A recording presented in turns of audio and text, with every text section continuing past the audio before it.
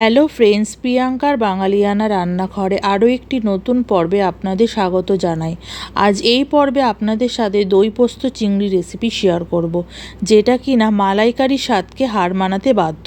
চলুন আপনারা সবাই পাশে থাকবেন। সম্পূর্ণ রেসিপি দেখা হয়ে গেলে লাইক শেয়ার করার অনুরোধ রইল। এখানে আছে 500 গ্রাম চিংড়ি মাছ। চিংড়ি মাছটাকে ভালো করে ধুয়ে নিয়েছি। এরপরে দিয়ে দিচ্ছি অল্প করে নুন আর গোলমরিচের গুঁড়ো দিয়ে আমি চিংড়ি মাছটাকে মাখিয়ে রেখে দেবো। তার সাথে সাথে আমি একটা পেস্ট তৈরি করে নেব। দিয়ে দিলাম 6 থেকে 7টার মতো কাঁচা লঙ্কা, দিয়ে দিচ্ছি 2টো পেঁয়াজ কুচি, আর দিয়ে দেবো রসুন কোয়া 5 থেকে 6টার মতন। পেঁয়াজ, রসুন আর কাঁচা লঙ্কার একটা মিহি পেস্ট আমি তৈরি করে নেব। পেস্টটা দেখুন তৈরি হয়ে গেছে। এরপরে আরেকটা পেস্ট করব, সেটা হচ্ছে আমি এখানে নিয়ে নিলাম 5টার মতন কাজু বাদাম, নিয়েছি 3 চামচের মতো পোস্ত, 1 চামচের মতো ধনে গুঁড়ো, আর দিয়ে দিচ্ছি অল্প করে লাল লঙ্কার গুঁড়ো। এরপরে এটারও আমি একটা পেস্ট তৈরি করে নেব। তার আগে এর মধ্যে দিয়ে দেবো 2 চামচের মতো টক দই দিয়ে আর নুন দিয়ে একটা মিহি পেস্ট আমি তৈরি করে নিলাম। পেস্ট হয়ে গেল।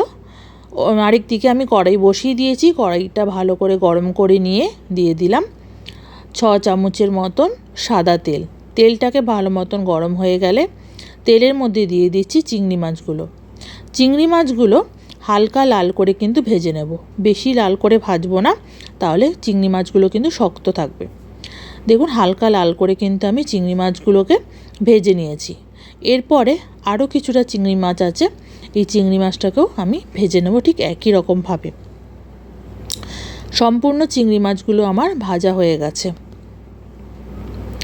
এই চিংড়ি মাছগুলো আমি হালকা লাল করে ভেজে একটা বাটির মধ্যে তুলে রাখলাম।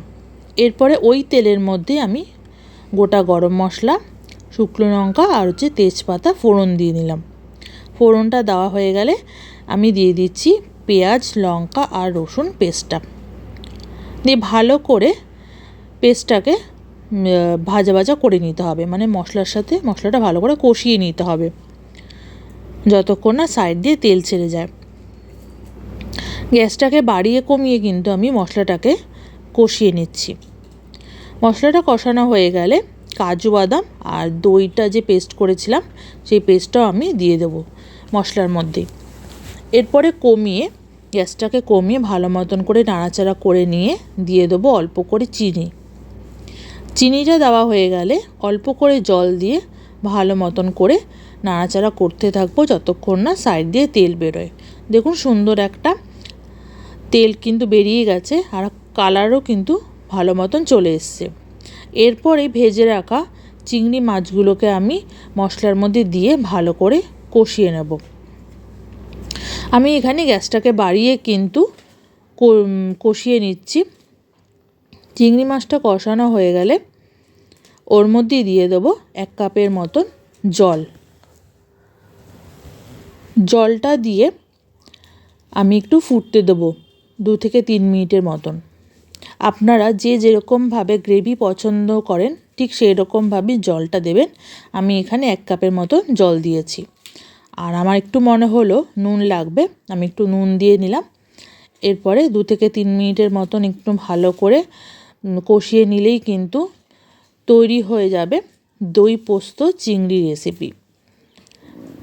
খুব সহজে এবং খুব কম সময়ের মধ্যে কিন্তু এই রেসিপিটি তৈরি হয়ে যায়। মালাইকারি স্বাদকেও কিন্তু এই দই পোস্ত চিংড়ি হার মানাবে। তাই আপনাদের কাছে বলবো আপনারা এই রেসিপিটি একবার ট্রাই করুন, আপনাদের খুবই ভালো লাগবে গরম ভাতের সাথে খেতে। রেসিপিটি সম্পূর্ণ দেখা হয়ে গেলে প্লিজ একটা লাইক করবেন, শেয়ার করবেন। আমার চ্যানেলটিকে এখনও যারা সাবস্ক্রাইব করেননি প্লিজ একটা সাবস্ক্রাইব করে দেবেন। পাশে থাকা বেল আইকনটা প্রেস করবেন যাতে আমার চ্যানেলের প্রতিটি রেসিপি